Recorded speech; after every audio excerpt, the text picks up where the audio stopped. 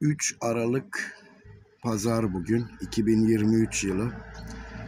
Yunus'la sabahın köründe kalktık. Benim iş yerime geldik. Temizlik yaptığım park. Gelirken daha karanlıktı. Gün ışımamıştı.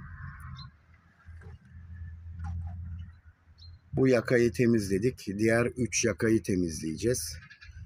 Birazdan karşıya geçeceğiz. Dün kalabalıktı burası. Onun için bayağı bir çöp var. O da bana eşlik ediyor burada. Değil mi oğlum?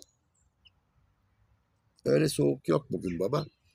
Yarın yağmurlu soğuk olacak ama. Yarın 13 derece diyor. Bugün 21 derece. Dün daha sıcaktı. 24'tü. Bugün hava iyi diye getirdim ben seni. Yoksa üşürdün.